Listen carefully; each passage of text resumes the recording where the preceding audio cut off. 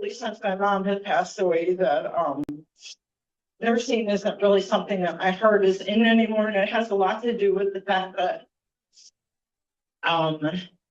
the way our world is and the way I always did. I used to say most of my years worked as a nurse in long-term care and rehab and alcohol rehab too, but mostly rehab. We saw a lot of abuse and couldn't help those that, you know, weren't getting their baths or weren't getting whatever, you know, and I was always that person that wanted to, you know, I worked 70 hours a week just so I knew that that person got their wound care done or, you know, but it was starting after being in recovery for, at that point, whatever it was, 6, 7 years, that it was breaking me again. You know, I just wanted to escape it all. And I know that's what gambling did. It made my mind go to a place that I no longer thought about all my problems and the ugliness of our world. So after mom passed away, I just kind of said, this is not what I want to be doing. You know, I did take care of people in their homes and that's where my heart is. I've always been the type of person that wants to help those that are less fortunate. You know, I have a lot to give, and that's, I think, what God has always wanted me to do. But in the last couple of years, I've gotten into taking care of autistic children, and my grandson had a little bit to do with that. But the unbelievable warmth that it gives me, the unbelievable feeling of I'm a good person, you know, I'm not evil. The biggest thing that came from the things that have happened to me is that I have never been in a serious relationship since I got divorced. I've been divorced since 2013. We were together 22 years. But and I don't know if it'll ever come, and it doesn't matter because there's many forms of love. There's not just sexual love, obviously.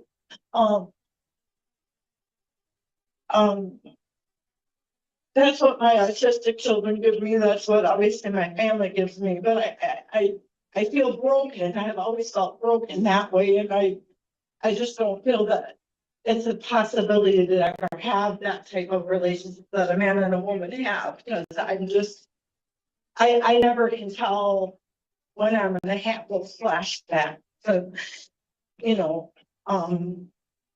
the recovery is different for everyone, obviously, but love is what it's all about, and that's what gets me through every day, is the love that I have from God, from my family, from my children, from my patients, you know.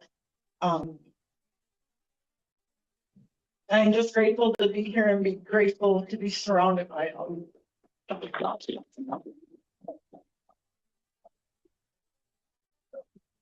And when Sand and I got together, yeah, bring some fire in now. When Sand and I got together, was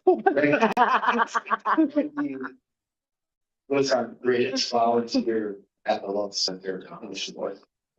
She took the keys and made sure that place stayed open, because I made a commitment to society over a microphone like this. We're 24 hours a day. And I had 23 volunteers that showed up. About that same handful of people right now, right? 23 people showed up the opening night, all saying, we want to help. And when it came to the day-to-day grind of keeping the place open 24 hours a day, we had probably about 3 or 4, and Wendy was one of them, that helped Sand and I keep that place cranking. So Greg Pratt was there, Corey was there a lot. Scrat came on in a couple, I think we had a weekend once that I asked you to make sure that all the young people, because I didn't expect it to be a youth ministry, and it turned into 300 kids that were under 18 years old. We had our hands full. We had a total of almost 700 people in 7 months. So we were averaging 100 new people coming through the door every month. And it was, and I didn't know about abuse like my granddaughter is going to share. I didn't know as many young people were abused. It was like, I always thought it was really rare, you know? We got running this place and Sam goes, oh no, those are the numbers. Our young people out of the 300 that came, they came because they knew they were gonna get love that they couldn't get back at home. They just weren't getting it. And they some of them said, no, can I eat? And I'm like, well, you know, you're not homeless, you know, you can go home. He said, my parents get disability checks and they get the food card and they buy steak for themselves and they give us ramen noodles. I'd rather eat here at the Love Center. I was feeding 15, 20, 25 kids every day. I'm cooking up ramen noodles, you know, myself, but then I chop up hot dogs and I get real creative with what we had for a budget, you know. Oh, I'm sorry. So the point is that the Love Center, we needed help. Wendy, you have served. And we appreciate you so much. So I was really grateful that you opened up today. I did want to note one thing though, because I've been there. I did my 100 days in jail. She did 90 days in jail. And I just want to tell you, and I know Nathan goes in and talks to people that are incarcerated. But if you're not doing that, It's very humbling. I think that's probably what got me through it all, to be honest with you. yeah, and I didn't realize it. How many gave you Sam and I? Just standing, you. We were the only ones that visited you in 90 days. This is what I'm trying to get across. But the people For some reason say, oh, the pastor will do that. oh, no, I have You to. know, Yeah, you get and I gotta ask you a question. You know that line of scripture? So it doesn't say the pastor is supposed to go visit the people in prison. It says we are supposed to visit those that are in prison. We. I'm not trying to field trip or shame anybody. Well, that's why this is important, because I think a lot of people that are going, I'm sorry. I think the reason why this is important is because a lot of people that are going through these different forms of recovery, whether it be sexual, whether it be gambling or drinking or drugs or whatever, don't realize, or even the people that aren't going through, don't realize when you're going through it, you have so much shame and guilt. Yes. That the tiniest little thing, like somebody saying, I love you, or going, you know, and supporting you is what gets you through it. You know, I'm so grateful to be here and help whoever I can, because that's what it's about. That's what it's about. So Sky, what have I taught for this entire time? Shame and guilt come from the devil. And conviction comes from, Right. Yeah. So we want to get conviction because that conviction is going to say, oh, no. I better not do that, because if I do that, I'm going to get arrested again.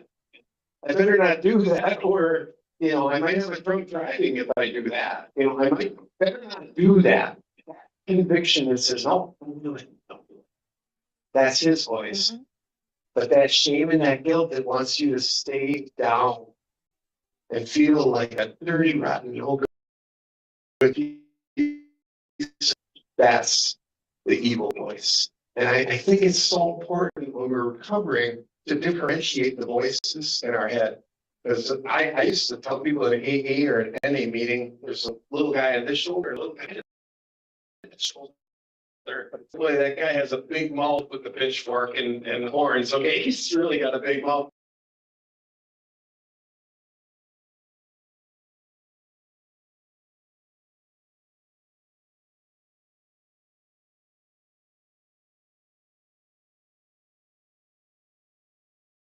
Anyway, that being said, this is my granddaughter, and at 10 years old, she went through some things, and it's very hard for me to have her speak because it's my son that was with my granddaughter, and it's so humiliating, but hey, it's what we process. It's what we have to do, because now it's continuing in my family. You know, my grandfather did it to my mother. mother. Right? I skipped it because I didn't do it. All right. And I won't do it. But somehow it got through to my son and he did some things and I'll let her talk about that. Hey, everybody. Let's start speaking. I'm gonna completely be honest. I won't cry about this. I've talked about it way too many times. I'm way too open about it. I am not afraid of it. He told me I don't have to go into detail. I'm probably not going to for the sake of you guys, but I don't have a problem with it. Starting off, whether or not you forgive yourself, I want you to know you are always forgiven. And that is the most important part of everything. That's the most important part of forgiving yourself, is understanding that you are forgiven, that you have been through it, you've gotten through it, and you are no longer in yesterday. So, Hallelujah. Preach it, sister. Trying. Grandpa, you're talking too much. Okay. Well, like you said, my father, from the beginning of my life, had issues. He didn't believe that he deserved me. He didn't want really anything to do with me, not because he hated me, but because he didn't feel like he deserved the life that he made. And it was hard for my mom, being a single mom at 18. She had me when she was 17, and trying to work through her own trauma that she went through from her mom, who was an alcoholic, and her dad, who was and is a drug addict. And just all of what she went through, even after giving birth, having to go home and scrub the floors, break open her stitches because her mom couldn't care less. And I lived with my grandparents for a good chunk of my life, my great grandparents. Until my great grandfather passed away. And then we finally moved out, and my mom was struggling with money, and the court told my dad he could either pay half of what she needed for daycare or take me in for whatever time my mom works. And he didn't have money. He had, he had seen my stepmother, Christina, and she had a son, and he was taking care of them, and he didn't have the money for that. So he took me in, and that is when my life went kablooey. It did not go well. It started with a lot of physical abuse, a lot. It was small things that slowly added up over time, and I learned how to shut myself off. I learned how to close it off. I learned how to turn it off. Everything I felt, I hid it because I wasn't allowed to feel emotions, because that was talking back. That was misbehaving. And so I never really was open about the way that I felt. And then, as I got older, as things progressed, it turned into verbal manipulation. It turned into grooming. It turned into, mental, physical, sexual, just every form of abuse is just what I was going through. And it was hard for the most part because it distanced me from my mom. I felt alone. And no one understood why I felt alone, because I had so many people in my life. But when you're going through something that you can't tell anybody, you feel so alone. When your dad is telling you that your mom is a monster, when he's calling you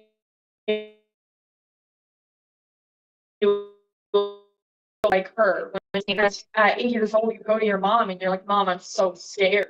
Because he threatened to get worse. He's threatened to be more violent. And you tell her, not for the sake of yourself, but for the sake of your younger siblings, that you are so afraid that one of you is going to actually genuinely get extremely hurt. And she goes and tells the courts, and the courts let him off with a warning because he tells the courts that I'm insane. I'm mentally ill. I need to be put into a mental hospital because I'm psychotic. That I touch animals, that I touch my brothers, that it's my fault, and he had to. And so they put that blame on you. Your mom takes you away from them, and then they yell at you. They take things away from you that you should have, like your brother's birthday party, and then they hold that over your head for 4 more years. They say, Well, you never went to your brother's 8th birthday party. He never forgave you for that. And you sit with those things in the back of your mind and it all adds up. And then around 10 to 11, it went on for a while, but it didn't start as touching.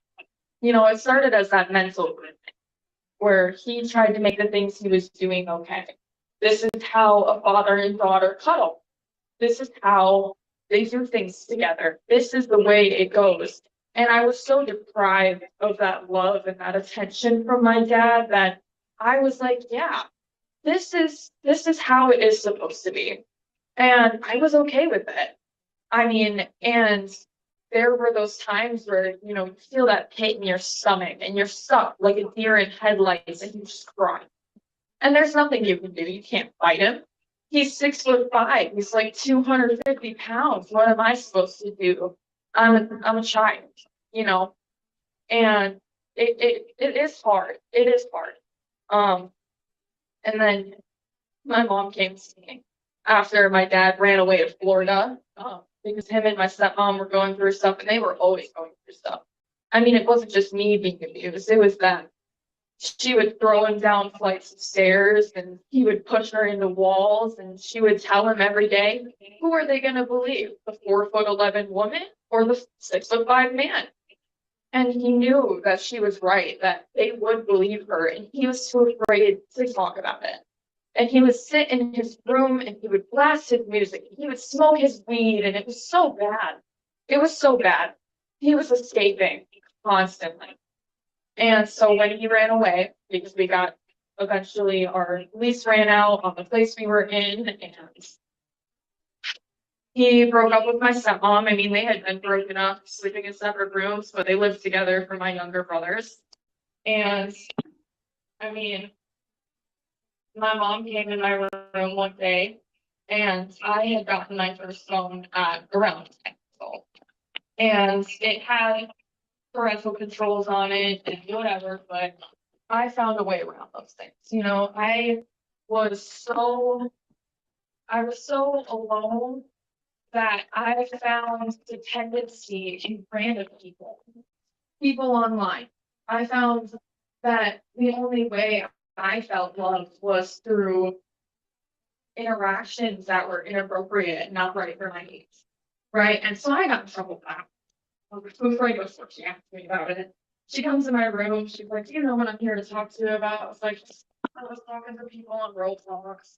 And she's like, no, but yeah. Did your dad ever touch you? And my face dropped because I had no clue how she had figured it out.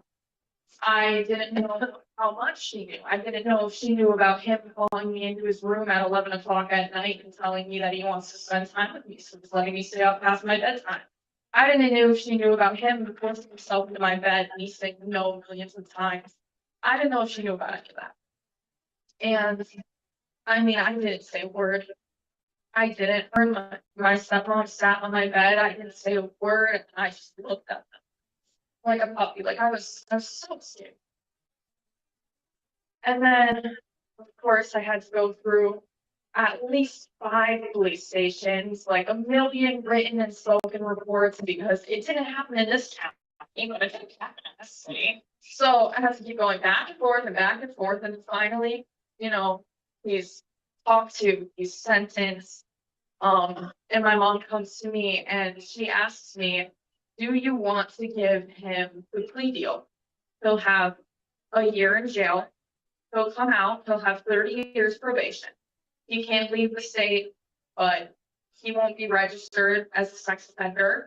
And he can talk to you if he wants to through a government mandated app. And I said, yeah, because I didn't want to take away my brother's chance of having a father. I didn't want to make that decision for them because I was avoiding the guilt. I didn't want that. And so that's what ended up happening. And around 12 or 13, I had an argument with my mom, a huge blow up. And she told me if my dad had loved me, he would have reached out already. And I was like, what do you mean? And she was like, he's been out for 6 months, but I didn't want to tell you because I didn't want to crush you. And I had guilt for putting him away. I had guilt for putting him in jail. I didn't want to ruin his whole life. That's why I gave him the second chance. That's why I let him not be a sex offender, because I felt so guilty for something that people don't get the opportunity to do all the time. If I went back, I would put him away as long as possible to keep him away from anybody else that he could possibly hurt, because he needs help. And I want to preface this by saying I hold no hatred towards anybody, because he went through things that I can't imagine and I can't describe, but that's an excuse him putting me through things that other people can't see or relate to or describe, that people my age will argue with me back and forth about, telling me that I'm not a virgin if I say I am. And, it's this like unfairness. And I went through so much mentally at this point. I mean, I was suicidal at 7 years old. I, in my lifetime, had tried to commit at least 26 times. And the suicidal ideation never goes with me. There's always that little voice in the back that's like, would it be better if I was, if I did this? And, I struggle with figuring out I'm a little neurodivergent a lot later. And when I struggle with sensory issues, when I'm lacking that sensory, I'll hit myself. I will hurt myself because it's that sensory. And I think figuring that out while also going through this psychosis when my dad was put away, where I would look at a poster on my wall and I would apologize. And that PTSD where you just sit and you can't say another word, but I'm sorry. I'm so sorry. I'm so sorry that I did that to you, because all I wanted, even when he was put away, even after everything he did to me, was for him to love me. That's all anybody wants. It's just for their parents to love them. But I was dealt bad cards. And like I said, I ruined my relationship with my mom that she didn't even know was ruined. She didn't know why I didn't like her. She didn't know everything that was being said to me. She didn't know anything. She didn't know how bad I wanted her to come and pick me up and keep me. Every time I went home from my dad's house and I would tell my mom, don't make me go back, it felt like betrayal every time I did. And the reason that my mom take me back was because on top of that, he was dating a heroin addict, and she was so in love with him, and she was dealing with so many things from her trauma and her childhood where she felt like she could save him. And in order to save him, that meant I couldn't be there because it wasn't safe. It wasn't safe for a kid. And that's the main reason why I felt like my mom abandoned me. Why I felt like everyone in my life abandoned me. I felt like Grandpa. okay, but you weren't there. Grandpa never abandoned you. Big question, man. You did not text her back yesterday when she, oh, yeah. I didn't text her. I mean, honestly, at that time in my life, I felt like everyone hated me. I felt like all of my family despised me, that I was gross. And then I get questions from my family about this thing that I didn't even go forth about. It makes that guilt worse, because it's hard to imagine that your son or your daughter or your family member could ever do anything like that. So they sit and they look me in the face and they tell me they don't believe me. Mhm. And I can't fathom that these people that I love so dearly, that are in my life, that are with me, wouldn't believe something so gross, so vile. And it's okay. Obviously, it's fine. I obviously understand now, but when you're alone at 12 years old, 11 years old, 10 years old, you just want one person to believe you, to understand you. And I'm sure, some people would understand and relate to that. I mean, it's a battle. It is. And it was hard for me and my mom, especially. I mean, my mom is my best friend. She would do anything in her power to make me happy, because now she struggles with the guilt. She struggles with the guilt that any family member would, that I couldn't save you. I couldn't help you. I didn't know. And she's like, why didn't I know? And so it took a long time for me and my mom to become best friends like we are now, to be so close as we are now. And there's still things I'll tell my mom sometimes where I'm like, I remember when I hated you and I thought you hated me. And she's like, no. What? I'm like, yeah.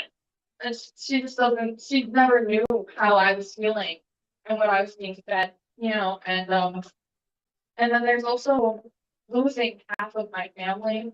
When my stepmom moved away, she was afraid that she didn't know if I was a dad. She didn't know if there was something going on and she wanted to protect my brothers from, so she forbade them to talk to me. I mean, my brother Jack, he was my stepbrother, he's a year older than me. I grew up with him. He was like my other half, my twin. We went through everything together. We were so entwined and trauma bonded. And I mean, we would get these make us feel better because we were so alone in this, but we were alone together, and that's what made it special. But I was banished from talking to him, because they were scared he was going to run his mouth and give me their address, and then I tell my dad or something like that. And so I lost everyone on my stepmom's side of the family. I lost those Sundays where I would go thrifting and pick out lunch, and I lost my animals, my brothers, the kids that I practically raised that I would shelter while they were screaming and fighting and breaking glass in the hallway. That I would try to distract from all of these bad things so that they didn't have to feel alone if I did. That was hard. It still is hard. I mean, he sent me a voice message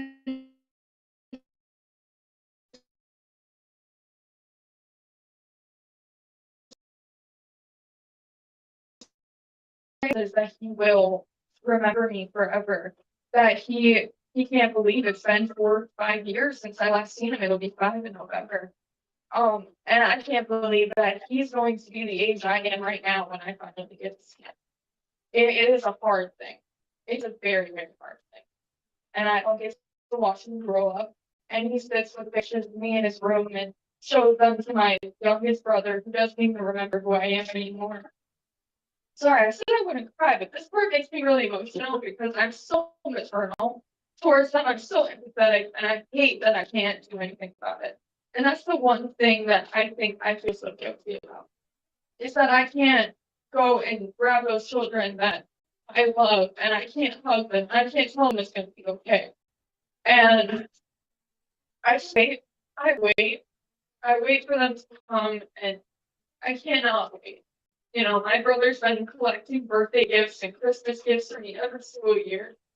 My stepmom had to take my pictures down from the living room. She couldn't look at them without crying. It's very hard to lose half of everything that you do your almost your entire life. You grew up with those. And I think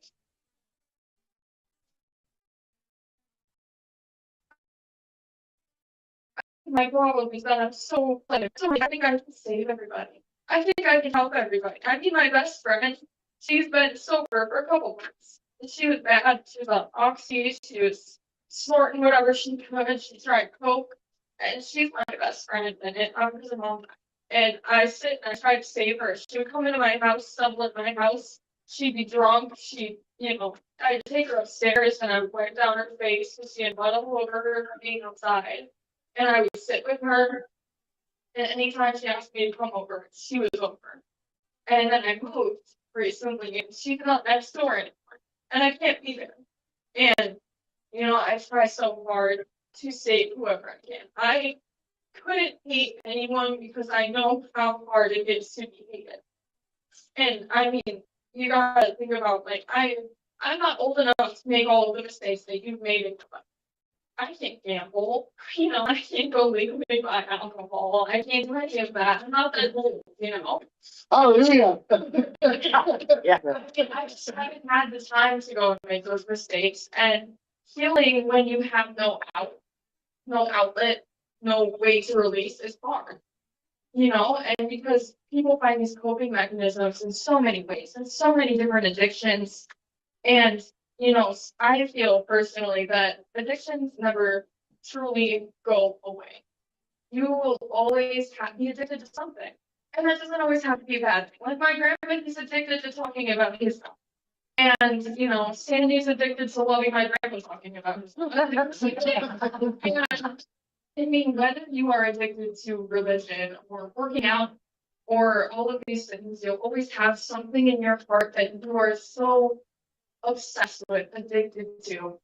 And for me, it's just being there all the time for whoever needs. For loving. It's for loving. I can for sure. I love it. Well, I get you. I couldn't.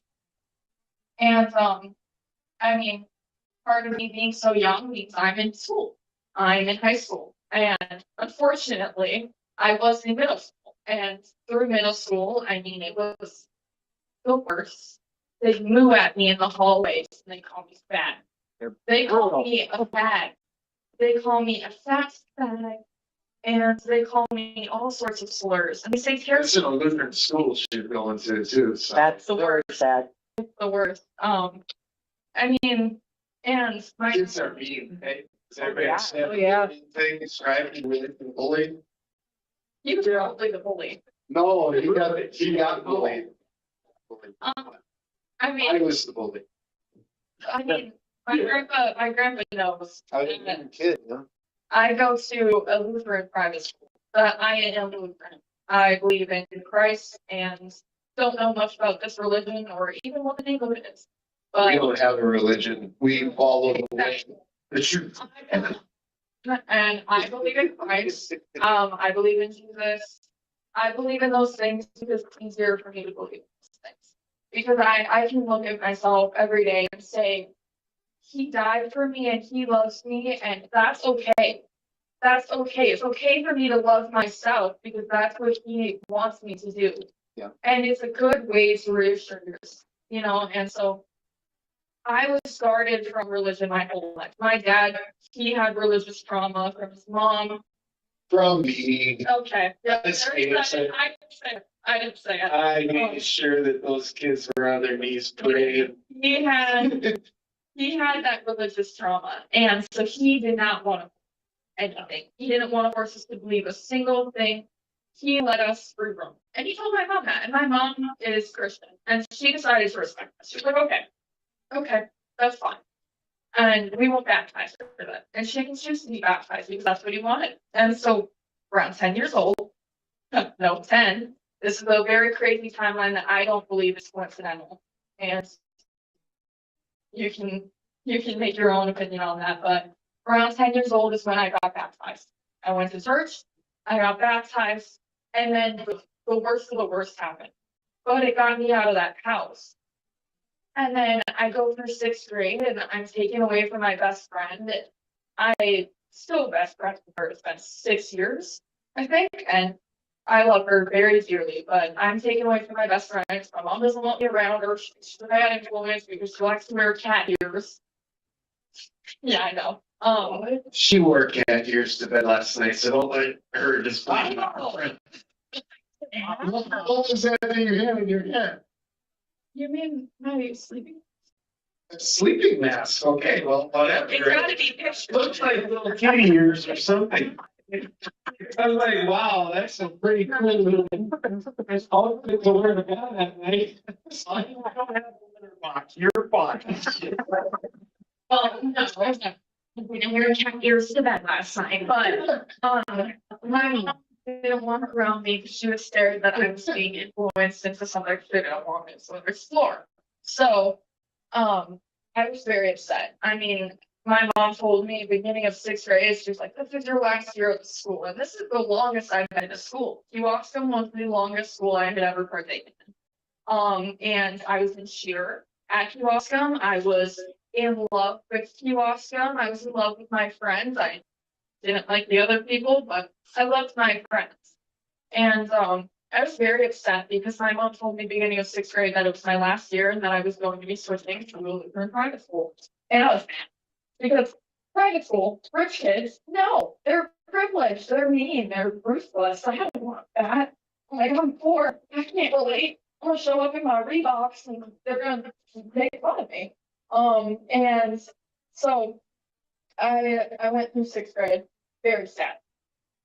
And I'm a bit of a control freak, unfortunately, so there was a lot of falling outs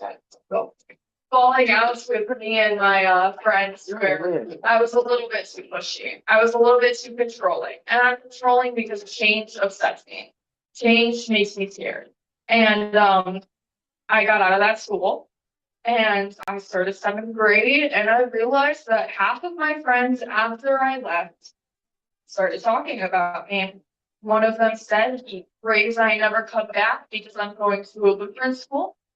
One of them said that they never liked me anyway. And two of them did, three of them did talk bad about me, but most of them did. And I was thankful, honestly, at that point that I had left because I realized that there was a reason. There was a reasoning for me to cry momentarily and then realize they were all fake. Fake friends. I'm writing a song about that right now. Fake friends, it's called. I started seventh grade and it doesn't go well. There was one kid in my class, he pinpointed me to the millisecond because I'm a big lady, so he would fat shame me and poke at me and make me run out of class crying. And other than that, I excelled. I excelled with a higher challenge. I then realized that I was so passionate about this way that they would teach, the way that I was learning, which is kind of like pre-learning. And so I got straight A's pretty much. I mean, straight A's in a private school is hard, very hard. And then eighth grade year comes around and the kid who was bullying me was an eighth grader. So he leaves and the two other girls that would pick on me too, they left. And with me, one other girl, and three guys. And I was best friends with all of them. Besides one girl. She made a rumor about me. And she said that I sexually assault my male friends. Yeah. That's so none of us liked her because we were the only 5 people in my grade, so they knew it wasn't true, so her rumor wasn't going anywhere, but eighth grade was very good year. And I came into that school so cold-hearted, so very cold-hearted, because when I was going through what I was going through, I was like, why is this happening to me? And then I went into a little bit of Satanism, and I was like, Satan, take me because he won't. And I would ask Satan to save me. I asked him to save me because God wasn't doing it. Or I didn't think he was at least. But I come into this school and I'm closed off and I start learning and reading and challenging my pastor because what I do best is challenging people reading. So I challenge my pastor, I ask him questions. I'm like, but what about this? And I pose my thoughts and I read and I'm very good at reading and very good at understanding things. So I tell them my opinions. And they're like, okay, you're right. And I was like, yeah, I am right. And that's how it went most of the time. Yeah. You wouldn't think it would be bad. I mean, Jody and I have to leave. I am just impressed with your story. Yeah. Yeah. They already stayed like way longer. We have to pick Yeah. up You can go. 2 special needs individuals that are, please. We don't need to talk. Yeah. Yeah, I wouldn't have blinked if you weren't to work. I was like, okay. no, I love you guys, so he started bringing it up, that was really cool. All right. And that's why I like small groups, I'll be back. as we can talk to each other, this doesn't have to be a sermon. Right, we can just communicate and we can share and we can care for each other, that's why I've been building small groups now for so long. So, you know, just a couple of key points, remember, this is a 15-year-old. Okay, I just wanna say that the beauty of this platform that Sam and I have had the privilege that God has put us in this position is we can help people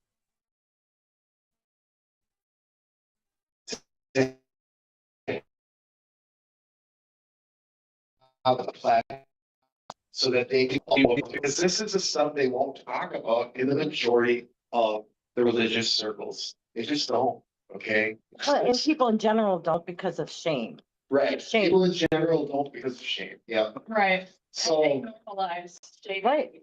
Right. They normalize it very badly. I mean, I have gotten so many like comments on, social media where they're like I mentioned before, where they tell me I'm not a virgin. And they're like, you're not a virgin. And I'm like, well, you can't decide that.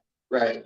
And the other side of that is there was obvious real abuse, but there was not intercourse, and that No, is no. on the thing. So she is really a virgin. I am really, I just do not want to believe it. It's Yeah, like. people and just acknowledge that it. doesn't matter. It doesn't matter. No. My son inappropriately did things with my granddaughter, Yes. and it's really hard to be here listening to all this Of course, again. of course. Because I've talked to her about it, and then after I talked to her, and she opened up like she did. Just now, my son's like, you're taking her side. She's Yeah, likes to paint. I things mean, with it's that. so hard to be the father and the grandfather in the situation, but I'm dealing with it. You know what I'm saying? The bottom line, it all comes down to love. Yeah. It just does. Right. It just. And that's what I told my son anyway. I said, your daughter still loves you. He said, I still love you. I'm not throwing you in the garbage can because you made a mistake. And I also told him very clearly, if you wouldn't have been getting high, which I tried to help you get clean, you probably wouldn't have done all of this. Because what does it say in scripture? That drugs are witchcraft and sorcery. I would say gateways. Yeah, That's a good way to put it. it just opens the door to all of this stuff that happens. So we have an opportunity to see somebody at a young age, like myself. I got clean at 21, but I went to rehab when I was 15. But when we went to rehab, we didn't talk about the sexual stuff. All we talked about was drugs. I would also, I would like to know, I have never had the opportunity to speak about this with the therapist. I mean, the therapist I see right now, she's for school because I struggle with school people. But other than that, my one therapist I saw that I was starting to delve into it with, she no showed me and ghosted me, and I had to wait months to even get into that program. And it was during COVID times, so she up and dipped and didn't call us back, and they wouldn't call us back, the office wouldn't, so I wasn't able to get a therapy session in that way. I wasn't able to see anybody like that. I mean, my first therapist dipped on me, my second one, they just stopped calling us back for appointments. I mean, it was hard, and I told my therapist when I started recently, about the beginning or middle-ish of last year, I said, I want you to know, I don't have a problem with saying this stuff. It doesn't bother me because I've said it so many times, but what does bother me is if you are not consistent with me and you end up abandoning me. I was like, I've already had so many bad experiences with therapy, but still, even in therapy, sometimes they don't cover that. And she asked me 3 weeks ago, I haven't had an appointment in a while, but she asked me 3 weeks ago, she was like, do you want to start delving into that before school starts? I'm like, yeah. It doesn't really affect me in social structures or in school or anything like that. If anything, it's a blessing because it helps me understand other people. Helps me understand what they're going through, helps me understand their trauma, and a lot of my friends have gone through it. I know a lot of people who have gone through it. I mean, it is so normal now. And I think it's important that you are going through it. I had things happen to me I'm 56 years old. Mhm. I had things happen to me probably since I was born. Unfortunately, I don't remember all those things, but the things I do remember starting at a very young age of 9. I didn't deal with any of those things until I was almost 30. Right. Yeah, You know? and same thing for me. I did want to note that all of the people could stand with your. I didn't even know some of them, I went to my father and I said, you do know what Uncle Harry did to me when I was a little boy, right? He goes, I don't want to hear that. Of course not. My mother called me effing liar. Told me to shut up. And their mom did that similar thing, and I love Linda to her last breath. I mean, Right. so it's not the lack of love, No, and neither for my father at 84 years old, but he does not want to talk about it. well, denial is a That's risk. why he's not here. He knows darn well that this stuff was gonna be. It's also going on. generational. Well, It's generational curse, just like the scripture says. well, it's, and it From the denial first is a risk. generation grandfather. I do. Yes. I mean, It may not be the one you do, but I still know the word. Well, it's, It's mine. the word is the word, Oh, right. It's interpreted in many different ways. interpreted different ways at times, but it's still truth is the truth, you Right. know? I would say that your father probably going through what you went through for you won't accept it. Well, there was some. Right. So the thing is, I know that you accept it. However, you still had Why that moment where you asked me if it was altered. And you still had that moment where you asked me if I was manipulated because it is parts of. That was a long time ago. That was like 4 years ago. That was 3 years ago, and I got home and my mom said if she would have been home, he said that she would have beat him up. She would beat me up. She said she would have punched you. I'm so sorry. My mom does not play about that stuff. Her mom is awesome, so I've heard them punch me. Oh, she said she would have beaten you up. She was like, I was flung right away. He said that in front of me. Well, I will just tell you that when Sam and I listened to what you said, we were very compelled with everything. But we were in the middle, and when my son said, you know, you're taking her side, I said, I'm Not not about taking that. any sides. This is not about sides. You know? But that's. It's like about something really tragic that obviously happened, you know, and I don't like to have to be in the middle of this at all. But we are, and that's just the way it That's is. probably what your dad was going through with his brother. Well, what Sam told me, she helped me a lot with this. This is part of our marriage therapy. She kind of was listening to the whole thing. She said, do you ever realize the shame and the guilt that your father felt that he would go off as a workaholic and work all the time and It was stay away sacred. and leave you with a pedophile Right. wife, mother that was abusing all 3 of you boys until the sheriff's department took her out in handcuffs? I mean, 9 years old I was when that happened. And my dad was pounding on the door. This was gonna be tonight's story, so I won't get into it, but yeah. My dad did not believe that this happened, you know, to me. And it's like, well, you know what happened to us, but what Sam said to me is he probably feels really, really bad that he left you kids with a crazy wife. That's how my mom. She was classified schizophrenic, so, but yeah. That being said, Oh, we do believe you. listen, guys, you don't have to believe. We do You believe. don't have to, because I believe that's the good part. I mean, because I. There you go. that. There you go. That point where I was like, am I just making it up? Am I just misremembering things? Was I over dramatic? Did I not feel that way? Did it not happen? Because everybody was telling me it couldn't have happened. My son would never do that. My brother would never do that. My whatever uncle, cousin, whoever, they Friend. would never do that. Right, my friend would never do that. And that's the hard part about it, because you have to be understanding to those people and know where they're coming from, but you also feel so hurt and pained that they've known you for so long and they still can't believe you.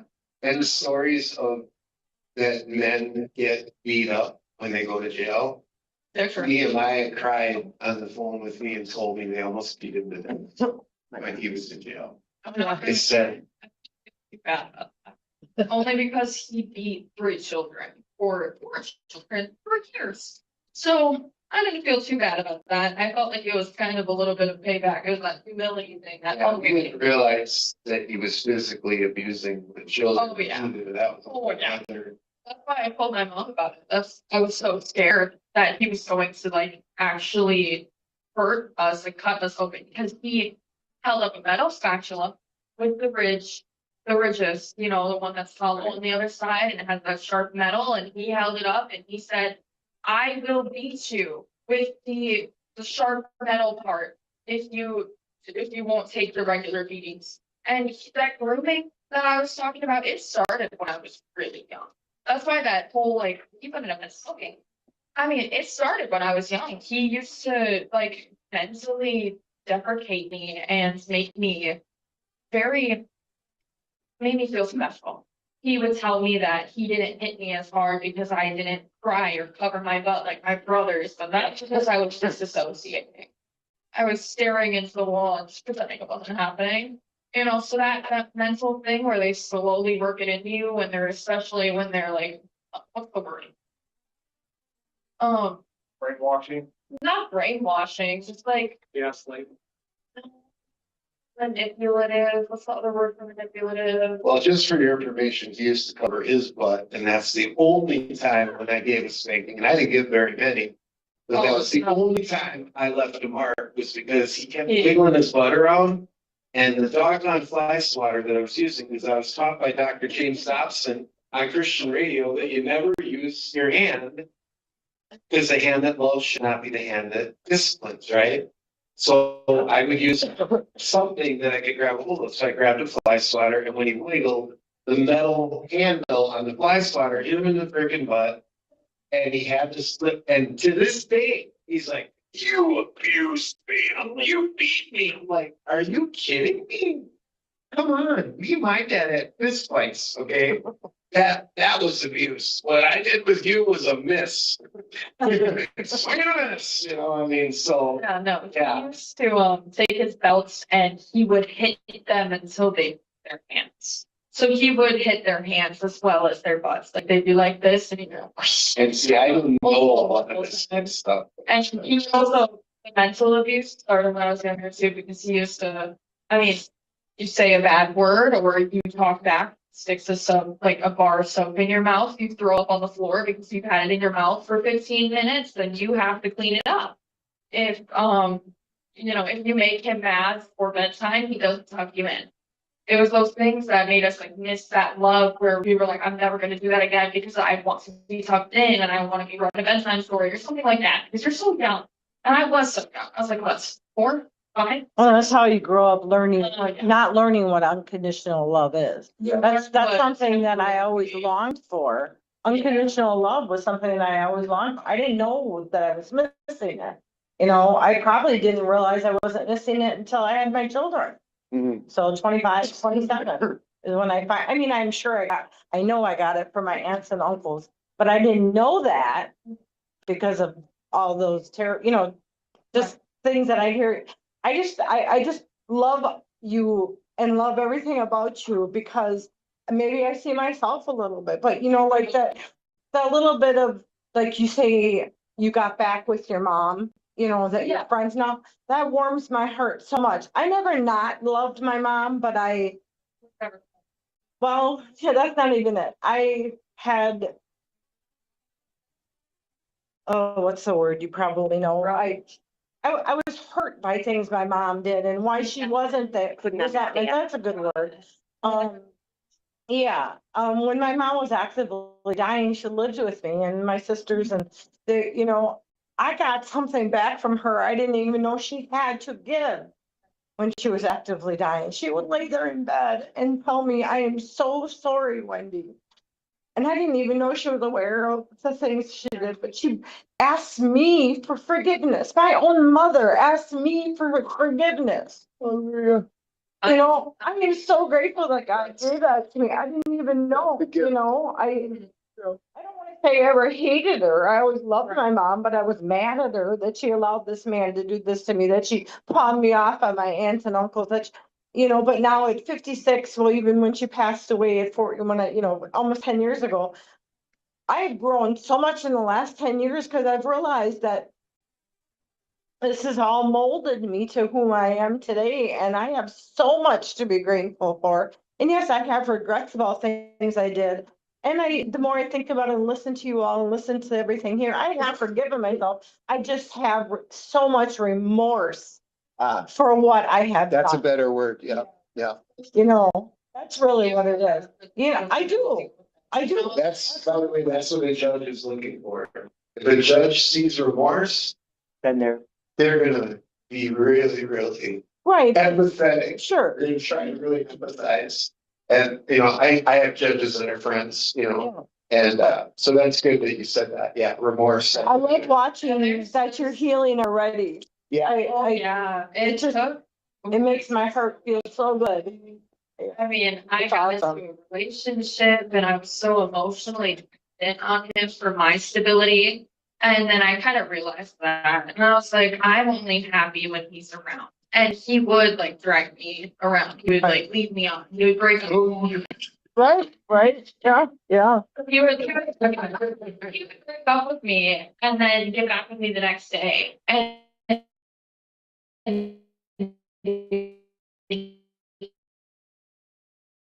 he hurt me over and over again, so just like feeling like I needed him to be stable, feeling like I needed him to be myself, and you No. were me talking about it. Yeah, number one addiction, everybody raise your hand if you agree for yourself that codependency is the most common addiction that nobody ever wants to Oh, address, right. or they want to talk about. Absolutely. Right? Other people to make you feel better. Right. You need that person, even if it's a marriage, it Yep. can be a very sick marriage, you might Right. think it's a healthy marriage. But I said that to Stan when we got together, we're not gonna be codependent. Oh, just, or.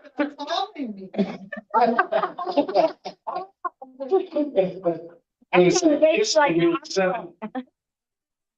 Baby like her uncle. Yeah, it was, It's never good when you're doing something just for someone else. You know Right, what I'm saying? yeah, and I made I mean, I my, stayed in my marriage too long for that reason. right. I was so emotionally, physically, spiritually hurt, Yeah. scarred, but I stayed for them. I don't regret it, but it really broke me. And said you stayed in your marriage too long, you said. Yeah, oh, I take that one. yeah. So I was hopelessly codependent. So yeah, Right. I think I wanted to address codependency. It's one of the notes that he gave me at 3:30 in the morning, to not forget codependency, no dependency, independency is all the sickness. Mhm. Right. There's only one dependency that's okay. And she claimed it as like a bad addiction because she Right. called it religion, and religion is a bad addiction. What's a better addiction is dependency. Hallelujah. And that's what's so wonderful about this is that a 15-year-old is already figuring it out. Yeah.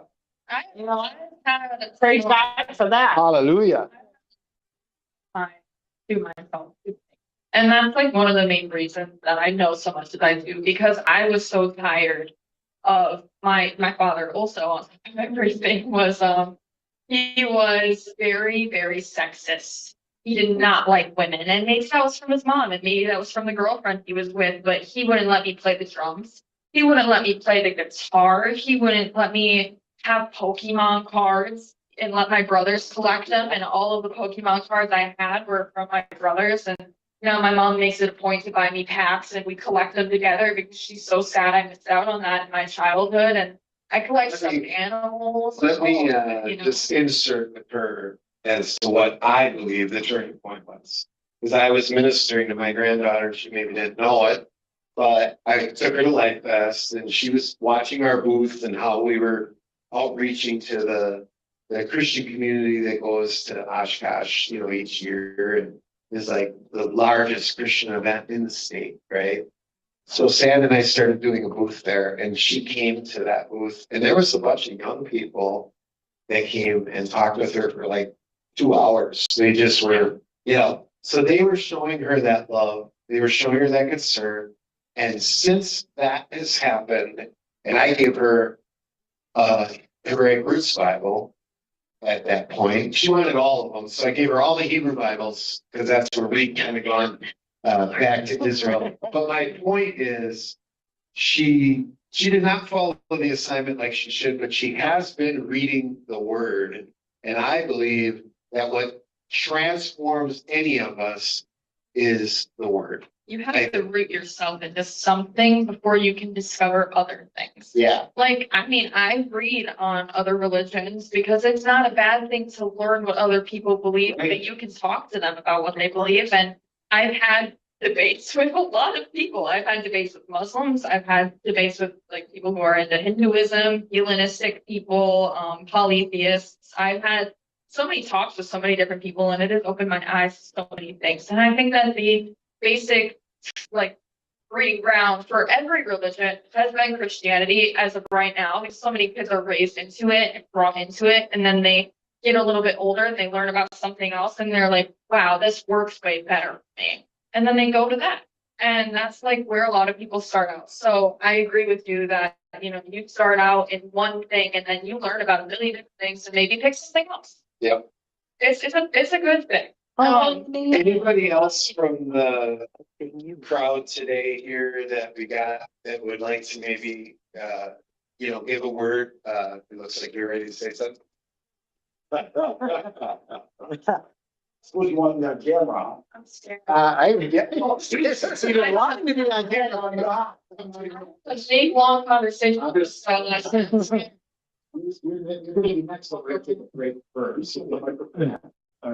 But if you want to just say something right now, yeah. You want No, to, as far as, I just would like to speak next. I'm dealing with some oh, technical issues, so. okay, Yeah. okay. So yeah, Nathan's gonna be the next, on the docket, but what did you want to say? Basically, when somebody was talking about Christianity being the starting point. Unfortunately, that's accurate, but it should be it should be the end point. Yep. If it were being taught right, if it were being exemplified right, if it were being taught right. It would be easy to see that it is the best that there is. Yeah. Because all the pain that we're talking about, the addictions, the sexual things, the censure, it was natural, perfectly fine and acceptable prior to Yeshua, Jesus showing up on stage. Right. It was referred to as preterist. Mhm. Okay, they thought it was normal. Okay. Mhm. Taking advantage of people was normal because no other society fought against it. Right. Okay. Throughout the Old Testament, okay, I realize it's not a proper term anymore.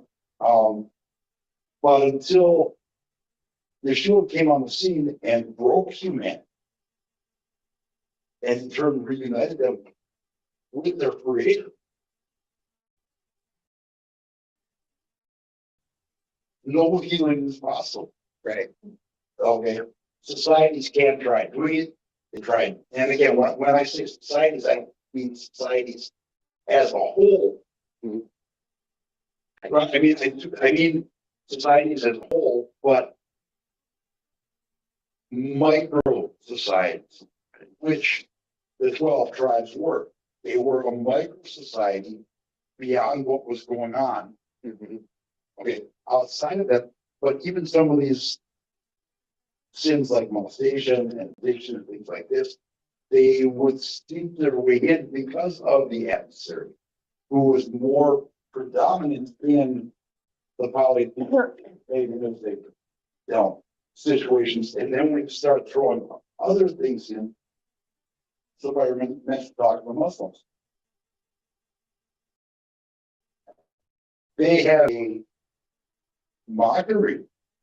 I'm not saying that to be disrespectful, just for the sake of being disrespectful, but if you go back and study or listen to those that have studied it and spent time in it, when you dig down into the Quran, they find that 95% of what's in the Quran was written over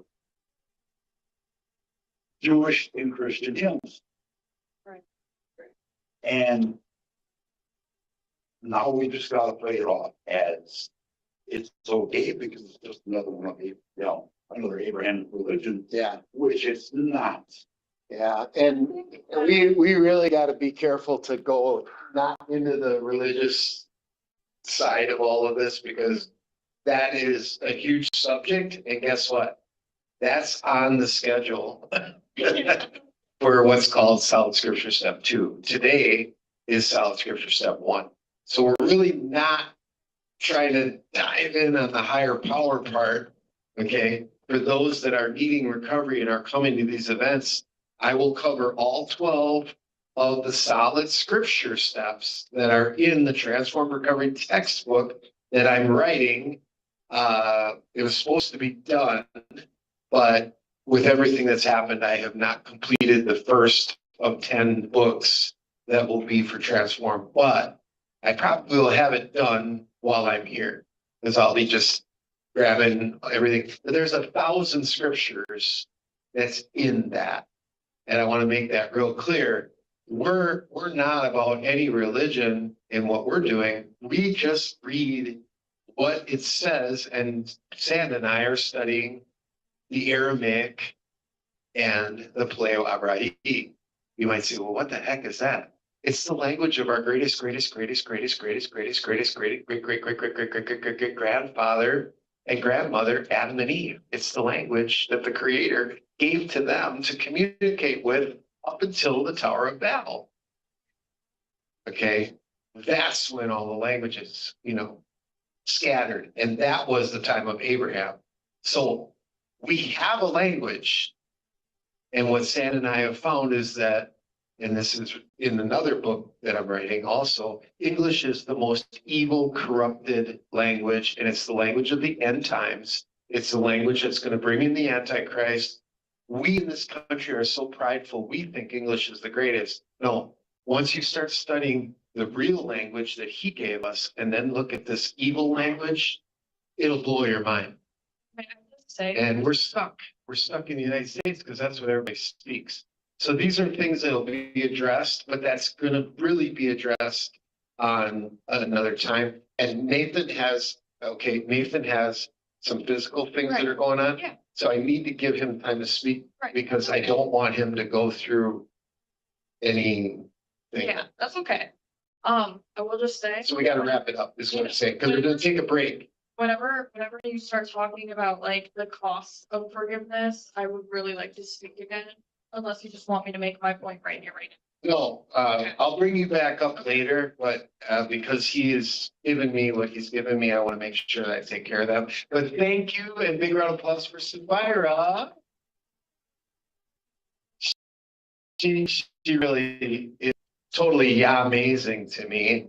But yeah, we're gonna play 3 songs. I'm gonna replay the song that Sand wrote because it's one of my favorites, and a couple other songs. So let's say 3 songs and then we'll come back. And you can cut that off if you. Well, wait, let the song come on first. Did you cut it off yet? Oh. Okay. You want me to start again or no? Not so good. I can always add it in. I'm the editor too.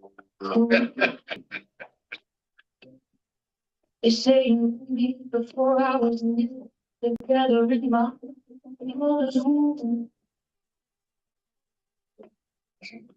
When I was destroying my life and racing for that.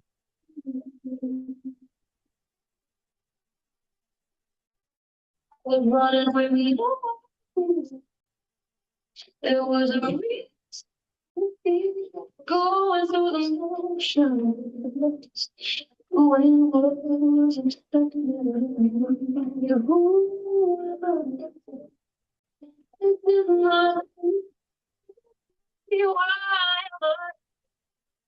is there a purpose for me? I know I'm still no lover, a sister, a friend, or a mother.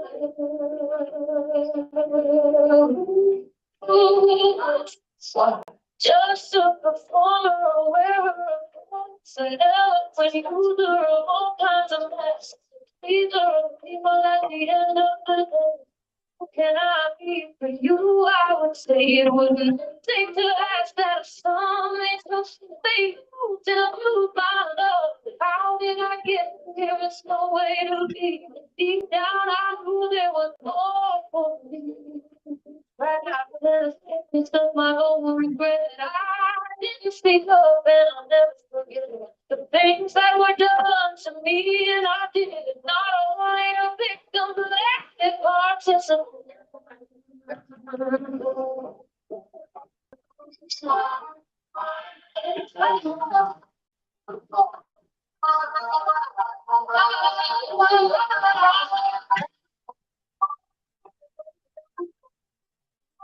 Way they feel it, and not even feel it. Shutting down at the basic level, losing wrong pain. have to listen to them. So many they told me to learn.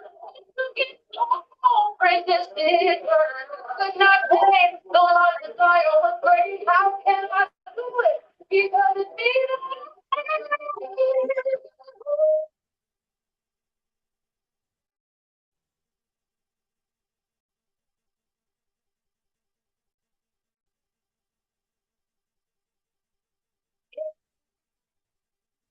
The same. Maybe the decision to stop placing blame. The past is the past and a new day is now. Placing my trust in the one who knows how. Me forgetting now. What we went. He is my savior, my truest friend. He's given me everything.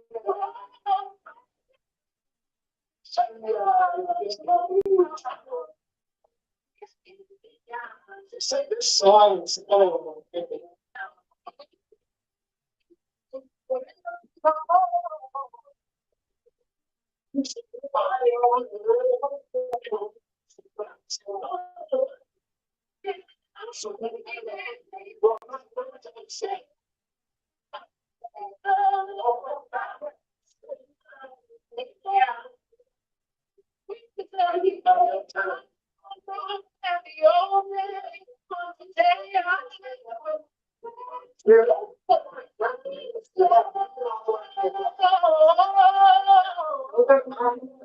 I can't be taking over.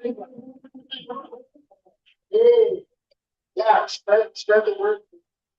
It helps people with songs.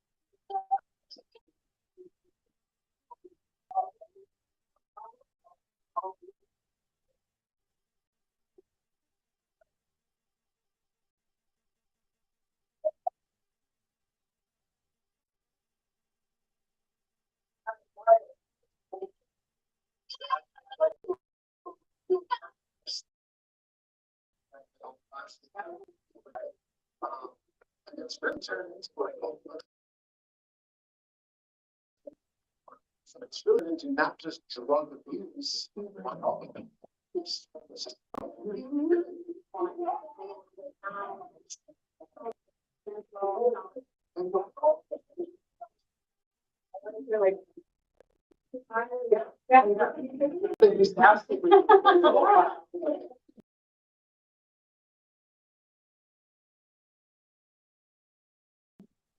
But there wasn't that. I have.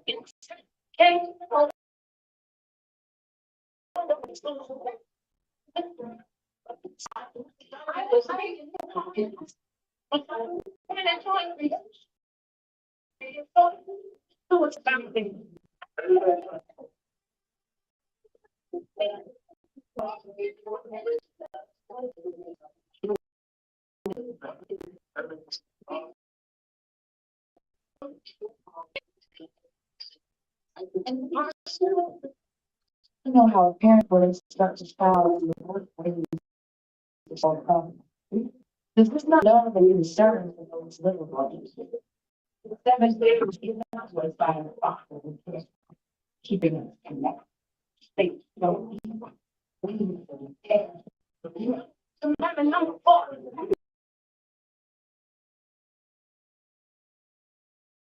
Okay.